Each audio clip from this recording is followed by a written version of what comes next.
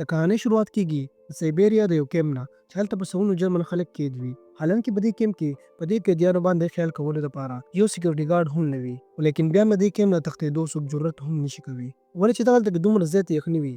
که څوک د دې جیل نه هم تښتي نو هغه به زیات نه زیات 2 یا 3 ورځې په زور ژوندي وي، خو لیکن په دې جیل کې یو فوجي وي چې هغه په هر حال کې د دې ځای نه تښتېدل غواړي او د هغه نوم کلیمنس وي. یو ورځ کلیمنس ته د تښتېدو مکمل وشي نو هغه د شپې د کویلې په ګاډي باندې راټوپ کړي او په هغې کې پټ شي. هغه چې د ستورو ډک اسمان وویني نو هغه ډېر زیات خوشحاله شي. په دې کې چلک هغه ګاډي ودرېږي. کلیمنس چې پټ شان بره وګوري نو یو پولیس هغه ږیږي او په یو وړه شانتې کنده کې قید کړي. په دې کې چلک باران شي او کلیمنس بغیر د څه خوراکه په دې کنده کې 3 ورځې قید وي. پوره د 3 ورځو نه پس د جیل مشر کلیمنس آزاد کړي او هغه ته ووایي چې ستا ملګري ستا انتظار کوي. کلیمنس چې کله خپل ځای ته راشي نو د هغه ملګري هغه ته ډېر زیات غوسه وي او په لاس کې یې لرګي نیولي وي. دراصل د کلیمنس د تښتېدو په وجه باندې دې قیدیانو ته 3 ورځې خوراک نه وي میلاو شوی نو هغوی کلیمنس راګیر کړي او د سپو په شان کې یې ووهي.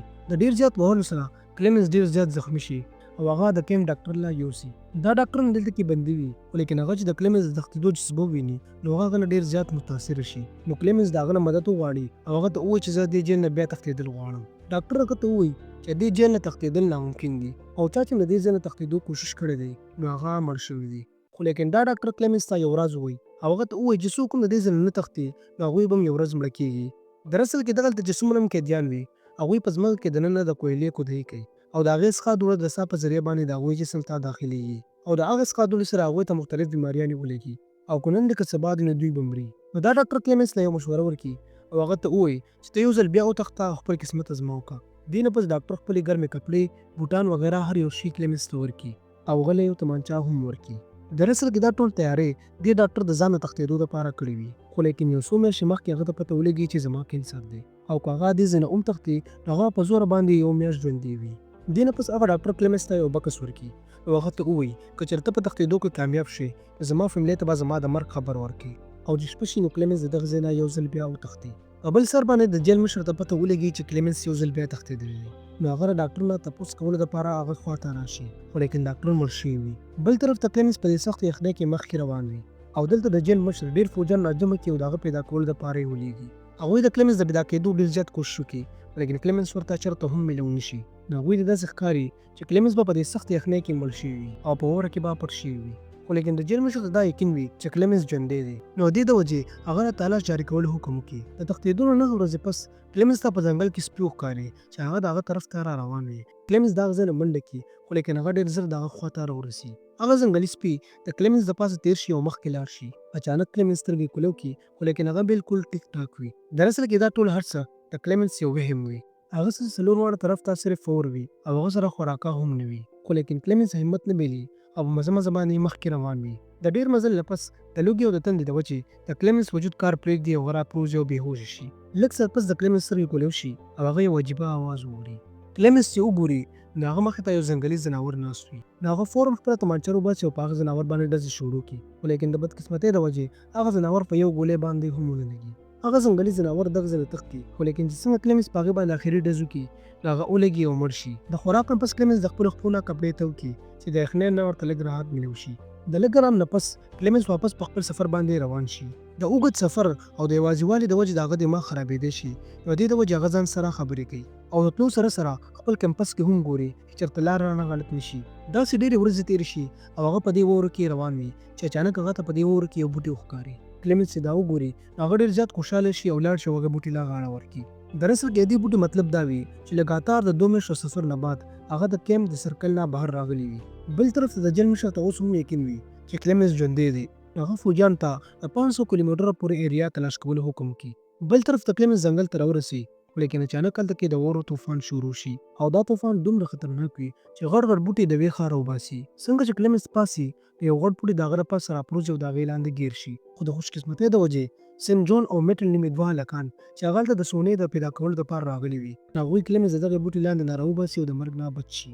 دې نه پس دا 3 واړه یو ځای دغه ځای نه روان شي. په مزه مزه باندې موسم ښه کېږي او هغوی ځان له کښتۍ جوړه کړي او د سیند نه د پروتو فیصله وکړي. دا 3 واړه په دغه کښتۍ کې روان شي او یو بل ته د خپل ژوند کیسې بیانوي، خو لیکن اچانک د اوبو پرشه ډېر زیات تیز شي نو د هغې د وجې کلیمنس او میټل کښتۍ نشي کنټرول کولی.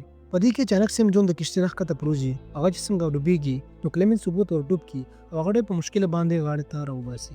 بل طرف ته میټل دې دواړه دلته کې پرېږدي او یوازې خپل ځای ته لاړ شي. هغه چې څنګه خپلې چوپړۍ ته ورسي نو هغه دا سوچ وکړي چې سیم جون به په اوبو کې مړ شوي وي. نو میټل د هغه سونا او نور قیمتي شیدونه پټ کړي. لیکن لږ ساعت پس سیم جون او کلیمنس هلته کې راشي. د میټل په دوکه باندې سیم جون له ډېره زیاته غوسه ورشي. هغه خپله تومانچه راوباسي او میټل ولي. دې نه پس کلیمنس او سیم جون خپل سامان راواخلي او یو ځل بیا په خپل سفر باندې روان شي. نو کلیمنس د سیم جون نه بیګ واخلي چې په ده بوج لږ کم شي. خو سیم جون ته داسې ښکاري چې کلیمنس زما سونه پټوي. نو سیم جون په بیګ باندې په کلیمنس باندې حمله وکړي چې د هغې سر غاښ ښکته پروزي او بېهوشه شي. لږ ساعت پس کلیمنس په هوش کې راشي. هغه چې وګوري نو د هغه طرف ته د ځنګلي ځناورو یو ګروپ را روان وي. نو هغه زر پاسي او یو بوټي ته وخیږي. خو هغه ځنګلي ځناور کلیمنس د پنسۍ نه راونیسي او ښکته یې راغورځوي چې په دې کې هغه بوټي رامات شي او کلیمنس ښکته راوغورځېږي چې په دې کې اچانک ډزې شي. کلیمنس چې وګوري نو هغه ځنګلي ځناور ټول مړه شوي وي. دراصل کې دغه علاقې ګډو سرولو والا کلیمنس د مرګ نه بچ کړي. هغوی کلیمنس د ځان سره بوځي او د هغوی ډاکټران د کلیمنس علاج وکړي چې د هغې په مدد سره د کلیمنس بدن ډېر زر ښه شي. کلیمنس چې ډېر وخت پس انسانان وویني نو هغه ډېر زیات خوشحاله شي او ډېر زر یې دوی سره دوستي جوړه شي. لږ ساعت پس دغلته کې پولیس راشي او دغې خلکو نه د کلیمنس باره کې تپوس کوي او دوی ته ووایي چې چا کلیمنس له پناه ورکړه نو هغه کس به موږ مړ کوو. نو د دې د وجې کلیمنس د مجبورۍ نه دې ځای نه روان شي. خو د تلو نه مخکې هغوی کلیمنس له ډېر خوراک او یو سپي په تحفه کې ورکړي. د دې نه پس کلیمنس په خپل سفر باندې روان شي او هغه ډېر زیات خوشحاله وي ولې چې هغه سره په دې سفر کې سپي وي او هغه د ځان یوازېوالی نه محسوسېږي. د مسلسل د شپږو میاشتو مزل نه پس هغه د لرګو یو میل ته ورسي چې هلته کې د هغه سپي د خوراک په تلاش کې دغه کسانو خواته لاړ شي. هغوی دغه سپي وشړي چې په دې کې یو انسان کلیمنس وپېژني. هغوی کلیمنس خپل بوس له راولي او هغه بوس په کلیمنس باندې ډېر زیات خوراک وکړي او هغه د جرمن په یو ټرنک کې کښېنوي. کلیمنس کور ته رسېدو واله وي نو هغه ډېر زیات خوشحاله وي لیکن هغه ته دا پته نه وي چې هغه بوس زما اطلاع پولیس ته ورکړې ده. دلته د جیل مشر یو څو پولیسانو سره د کلیمنس انتظار په ریلوے سټیشن کې کوي. خو د خوشقسمتۍ د وجې کلیمنس هغه پولیسان وویني او د ټرین نه ټوپ کړي. هغه د دې ځایه منډې وهي چې اچانک د جیل مشر هغه ګیر کړي. نو کلیمنس ډېر زیات خفه شي او د هغه ټول امیدونه ختم شي. په دې کې اچانک د کلیمنس سپي په هغه باندې حمله وکړي چې په هغې سره کلیمنس ته د تښتېدو یو بله موقع میلاو شي. کلیمنس د دغه ځای نه منډه کړي چې په دې کې اچانک د ډزو اواز شي. نو کلیمنس ته پته ولګي چې د جیل مشر زما سپي وویشتي خو کلیمنس هېڅ هم نشي کوي او لګاتار دغه ځای نه منډې وهي. کلیمنس یو پل ته وخیږي چې د هغې لاندې یو ټرین تېرېږي د هغې د پاسه راټوپ کړي او یو ځل بیا په تښتېدو کې کامیاب شي. دې نه پس کلیمنس خپل سفر جاري وساتي او په کال 1952 کې هغه یو میلې ته راورسي. هغه په دې میله کې ګرځي او هغه سره یو روپۍ هم نه وي چې په دې کې د هغه نظر په یو مزېدار خوراک باندې پروزي. کلیمنس سره پیسې نه وي نو هغه دوکاندار کلیمنس د دغه ځای نه وشړي چې په دې کې دوه جنکۍ کلیمنس وویني نو هغې د روټۍ یو ټوکړه یو ماشوم له ورکړي او هغه ماشوم روټۍ راوړي او کلیمنس له ورکړي. کلیمنس کیني او هغه روټۍ خوري چې په دې کې یو ویده سړی هغه وویني. د روټۍ خوړلو نه پس کلیمنس یو چرچ ته لاړ شي او خپل عبادت کوي. په دې کې هغه یهودي سړی کلیمنس پسې چرچ ته راشي او کلیمنس ډېر زیات ویریږي خو لیکن هغه یهودي سړی کلیمنس پولیس ته حواله نه کړي. دراصل کې دا یهودي څه وخت مخکې په دغه کیمپ کې کېدو نو د دې د وجې هغه کلیمنس خپل کور ته بوځي. هلته کلیمنس ځان پات کړي او واپس په خپل زوړ شکل باندې راشي. دې نه پس هغه یهودي سړی دله یو پاسپورټ او څه کاغذونه ورکړي چې د هغې سره کلیمنس ډېر زیات خوشحاله شي. دې نه پس کلیمنس روان شي او هغه سربیان بارډر ته ورسي. هلته کې ناست فوجي د هغه نه څه تپوسونه وکړي او د هغې نه پس هغه پرېږدي. کلیمنس ډېر زیات خوشحاله وي او مخکې روان وي چې په دې کې اچانک د هغه په مخ باندې تکه سپینه رڼا راشي. کلیمنس چې وګوري نو د هغه مخې ته د جیل هغه مشر ولاړ وي. هغه ډېر زیات حیرانه شي. کلیمنس چې شاته وګوري نو هغه اوس هم د سربیان په ځمکه باندې موجود وي او د دې مطلب دا وي چې جیل دا مشر اوس هم کلیمنس ګرفتارولی شي. نو کلیمنس ډېر زیات خفه شي ولې چې د هغه 7 کالو محنت باندې خاورې ووړي. کلیمنس چې بر وګوري نو اچانک د جیل هغه مشر د کلیمنس د مخې نه لرې شي. دراصل کې د 7 کالو سخت سفر او دومره سختو تېرولو باوجود د جیل مشر دنه ډېر زیات انسپایر شي او د دې د وجې هغه کلیمنس پرېږدي. دې نه پس کلیمنس کور ته لاړ شي چې هلته کې د هغه لور او ښځه چرچ ته د عبادت دپاره روان وي. کلیمنس په هغې پسې پټ پټ شاته روان وي خو په چرچ کې د کلیمنس لور هغه وپېژني او راشي او خپل پلار له غاړه ورکړي. د دې سټورۍ نه موږ ته دا سبق ملاویږي چې په انسان باندې په زندګۍ کې څومره هم سختې راشي خو هغه له همت نه دی بېلل پکار ولې چې سختو پسې همیشه راته راځي. امید لرم چې دا ویډیو به ستاسو ډېره زیاته خوښ شوې وي. که ویډیو مو خوښه شوې وي نو ویډیو لایک کړئ او زموږ چینل ته سبسکرایب کړئ. ملاویږو به په یو بله ښه ویډیو کې. د الله په امان.